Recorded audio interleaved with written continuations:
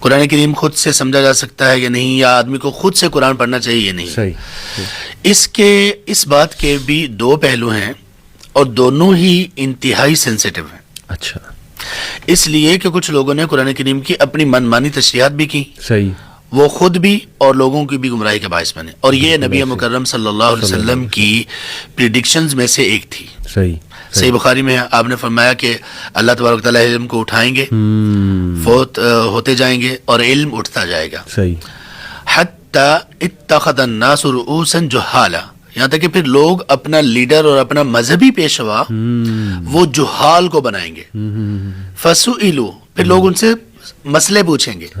فافتوا بغیر علم، پھر وہ بغیر علم کے فتوے دیں گے. فضلوا واضلوا، خود بھی گمراہ ہوں گے، لوگوں کو بھی گمراہ کریں گے. اچھا، یہ تو اس کی وہ جو خرابیاں وہ ہیں. اس معاملے میں خود آدمی قرآن پڑھ سکتا ہے یا نہیں، پڑھنا چاہیے نہیں، اس میں پہلی بات یہ ہے کہ آدمی خود قرآن پڑھ بھی سکتا ہے، خود سمجھ بھی سکتا ہے، اس کو خود پڑھنا بھی چاہیے، اس کو خود سمجھنا بھی چاہیے. لیکن اس کی پوری وضاحت یہ ہے، قرآن کریم ایک طرح کے کانٹینٹ پر مشتمل نہیں ہے. صحیح. قرآن کریم کا کانٹینٹ تین طرح کا ہے محمد علی بھائی. جی.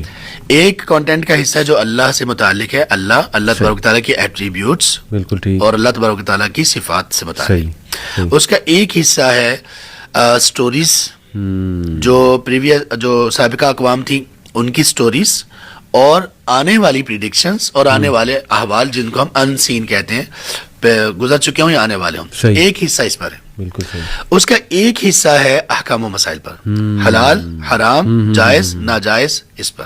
صحیح. صحیح. یہ تین کانٹینٹ میں یہ تین چیزیں ذہن میں رکھیں. اب آئیں ایک آیت کی طرف.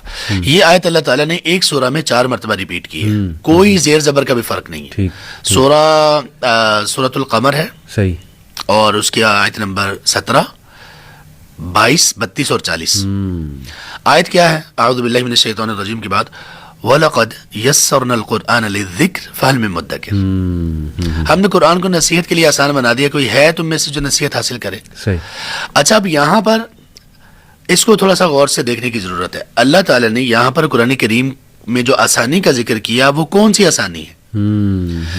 وہ آسانی کیا یہ ہے کہ آپ کو حلال حرام اور آپ کو اللہ تبارک تعالیٰ کے متعلق علم اور یہ سب چیزیں بہت آسانی سے سمجھ آ جائیں گی، یا آپ کو جو فقہی مسائل ہیں جس میں اللہ تعالیٰ نے قرآن کریم میں مختلف جگہوں پر، جیسے سورۃ النساء میں ہے آیت نمبر 80، اور اس کے جو کانٹیکس میں آیات ہیں اس میں یہ کہا کہ ایسا کیوں نہ ہوا کہ لوگوں تک ایک بات پہنچی، انہوں نے اہل علم کی طرف کیوں نہ لوٹائی. لَعَلِمَهُ الَّذِينَ یستنبطون، کہ وہ جن لوگوں کو علم تھا وہ اس سے اچھا استنباط کرتے ہیں. صحیح. راسخون فی العلم کا ایک ذکر موجود ہے، اور یہاں پہ اللہ تعالیٰ کہہ رہے ہیں کہ آسان ہے.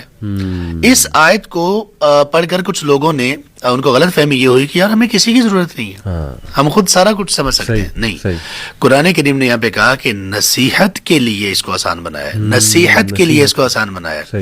جہاں بات ہوگی حلال حرام کی، نہیں، پھر آپ کو سیکھنا پڑے گا. بالکل ٹھیک. پھر آپ کو کسی کی طرف رجوع کرنا پڑے گا. نصیحت کیا ہے؟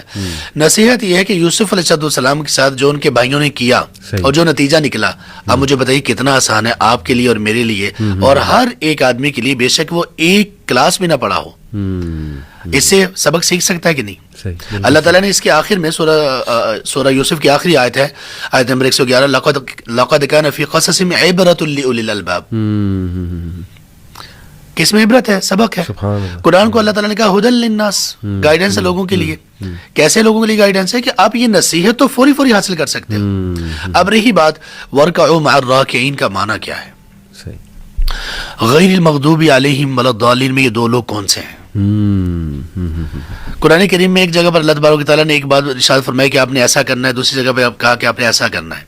اب اس میں کیسے ظاہری طور پر لگ رہا ہے کہ کچھ تھوڑا سا اختلاف ہے، کیسے کرنا ہے.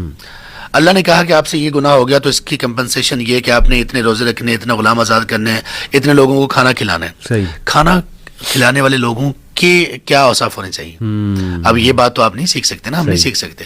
اس کے لیے آپ کو رجوع کرنا پڑے گا، ورنہ نصیحت کے لیے الحمدللہ رب العالمین سب کو سمجھ آ رہی ہے، الرحمن الرحیم سب کو سمجھ آ رہی ہے، مالک یوم الدین سب کو سمجھ آ رہی ہے، ایاک نعبد و ایاک نستعین آپ کو سمجھنا پڑے گا. اہدنا الصراط المستقیم دعا آپ کو سمجھ آ رہی ہے اور اس میں کون سی ہدایت مراد ہے یہ آپ کو سیکھنا پڑے گا. تو اس طرح سے ہے قرآن.